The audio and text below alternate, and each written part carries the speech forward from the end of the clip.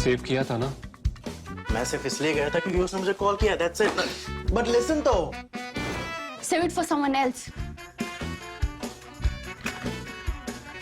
जिंदगी में सेव करना जरूरी है, मगर जब बात पैसों की हो, सिर्फ सेविंग से काम नहीं चलेगा। इक्विटी म्यूचुअल फंड्स में इन्वेस्ट कीजिए और अपने सेविंग्स को आगे बढ़ने का मौका दीजिए। Mutual fund investments are subject to market risks. Read all scheme-related documents carefully.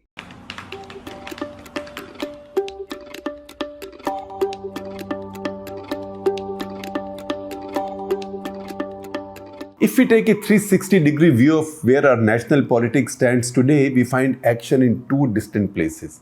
Rahul Gandhi's Bharat Jodo Yatra, which has yet been sort of circling around in the south, mostly in Kerala, and the Aam Aadmi Party activity in Gujarat. This week, we are focusing on the latter. This is about 2 years after we had written a national interest, of which I am sharing a link with you, which noted Aam Aadmi Party's progress, describing it as India's political startup of the decade and a unicorn at that. That politics abhors a vacuum is a truism. Just that BJP's loyalists might ask you a counter question, which is, that's something quite all right. Politics abhors a vacuum, but where is the vacuum in India? Where is the debate over vacuum in Indian politics? The larger-than-life figure of Narendra Modi not only fully occupies that space in India, but bulges out of it somewhat extravagantly. In fact, that space is not large enough for him to fit in it. But the space we are talking about is not that one. It is not the space of the ruling party. It is the space of the opposition. Because no matter how dominant and how all-conquering the BJP under Modi, Amit Shah and JP Nadda is, India isn't a single-party state like China, and the BJP isn't the Chinese Communist Party. Nor is India Putin's Russia, which might have some kind of a sham election, elects one man and one man can carry on as a dictator. India is much too diverse and Indian democracy is much too robust and much too deep-rooted for that. India, therefore, will always have a wide open space for the opposition. It is that vacuum in the opposition space that we are talking about. In many of the regions in the states, the opposition space is occupied by strong challengers who've successfully stopped the Modi-BJP Ashwamedha. There are leaders, notably Mamata Banerjee in West Bengal and Arvind Kejriwal in Delhi in the state elections, who the BJP has failed to defeat despite throwing every possible weapon, smart or dirty, at them. But pan-nationally, they haven't had a challenge. The BJP hasn't had a challenge for 8 years now, which is what Aam Aadmi Party is threatening to change now. Our definition of pan-national is modest at this point. We are realistic. That is any party with a strong presence either in power or as the main challenger in more than one state. Take a close look at the political map of India, a deep breath and a close look. Besides the Congress, you can find no non-BJP party with any substantive presence in more than one state, of course, besides one more party, that is Aam Aadmi Party. Of these, the Congress has been moving only in one direction, which is downwards and quite fast. In fact, it's picking up momentum as it goes down. Its footprint has been shrinking for 4 years now. It was shrinking. In fact, it's been shrinking for 8 years, but there was a hiatus in 2018. So it made a promise as if it would now start expanding again. That was in the winter of 2018 with wins in Chhattisgarh, Rajasthan and Madhya Pradesh. But it fizzled out soon enough. We will watch what happens after Rahul Gandhi's Yatra and the presidential election for the Congress party. But for now, it is a fast declining power. It has been vacating the opposition space rapidly, creating a vacuum. So do not blame Modi for it. It is in this space that Aam Aadmi Party is now beginning to move in. Aam Aadmi Party is the only party today with momentum in states besides the two it rules. Congress may rule Rajasthan and Chhattisgarh, but it is tough to argue, even if you're a die-hard Congress loyalist, it is tough to argue that it's resurgent in Gujarat and Himachal Pradesh, which are going to the polls later this year. Its next big chance will come in Karnataka in the summer of next year. It's strong in Karnataka, but let us see what happens there because it was strong in Punjab and we saw it blow its own chances by failing to manage the conflicting ambitions of its own leaders. Let's see what happens in Karnataka. You will have to be, again, a really die-hard Congress supporter to argue that at the moment the party is on its way up anywhere in the country. It's very strong in Karnataka, but at this point, the momentum upwards is not with it anywhere in the country. While the problem with the Congress is that it's trying to do too much at the same time without a specific near-term electoral target, AAP has a specific target in one state, which is Gujarat, and an even sharper target pan-nationally on the Congress vote bank. How does it work? Let me explain.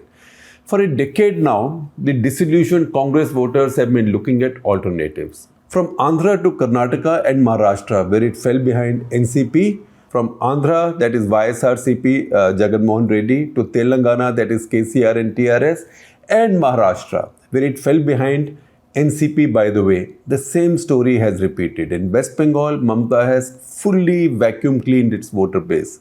In Delhi and Punjab, the two states where the BJP had zero chance of defeating the Congress party, it got wiped out by Aam Aadmi Party instead.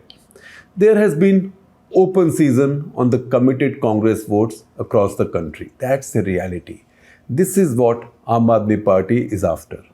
This is why it doesn't particularly want to go head-to-head with the BJP. It will question, criticize, even carefully attack them, but it isn't wasting time targeting their voters. If they only start sucking away the Congress vote in states where it has been strong, where Congress has been strong, it will build a foundation for the Aam Aadmi Party for 2024 and beyond. So what they are trying to do is, they are trying to become the new Congress, not in terms of their views and policies, but in terms of the vote banks. They want Congress's vote. That's what they are after. These few steps in that direction will take it to play on a much higher stage in a bigger league. Or if you would prefer that I use an example from a game other than cricket here, to play on the center court, as we say in tennis. It doesn't have to win in Gujarat. If it merely gets about 10 to 15 seats, it will fully affirm its claims to being a rising national political party. India hasn't seen that phenomenon in decades. We could even argue ever. Here is why. The BJP emerged from the old Jansangh in 1980 and so wasn't quite a startup. Congress I, that is the Congress that we see today, Congress I emerged from the original Congress. Janata Dal from among Sanyukt Vidhayak Dal, Lohiyite socialist proliferations, and the Janata, all of it became Janata in the short interim of 1977-1980.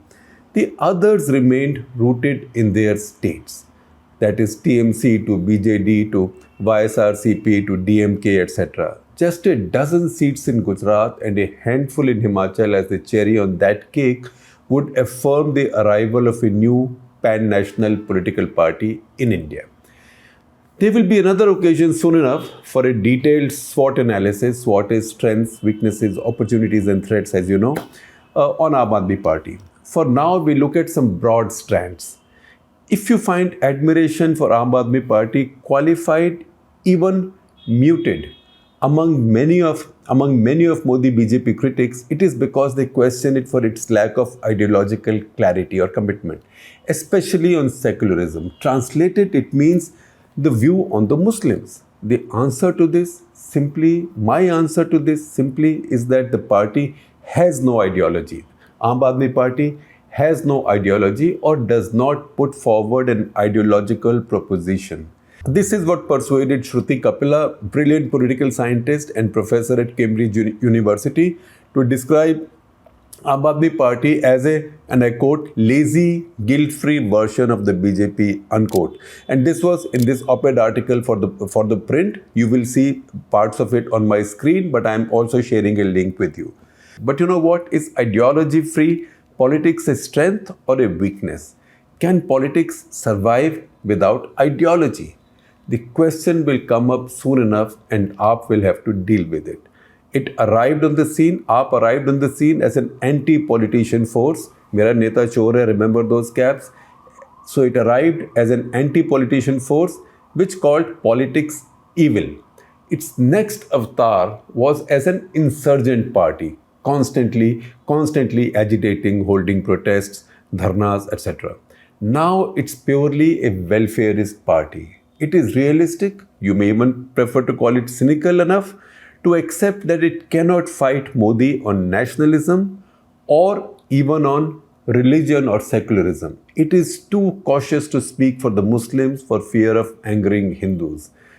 It knows the Muslims will vote for anybody they see as most likely to beat the BJP. So it thinks that if it gets there to that status where AAP is seen as most likely to defeat the BJP, even in Gujarat or particularly in Gujarat, Muslims will vote for it anyway. It is much safer, therefore, to talk health, education, free power, water subsidies, non-corrupt governance, especially when it comes to delivery of services to the ordinary citizen or to Aam Aadmi. This also reflects in its choice of its icons, that is Bhagat Singh and Ambedkar, the two genuinely non-polarizing figures in our political imagination. It is great for now, but as it goes out to fill the political vacuum on the opposition side, this ideological gap will become a threat.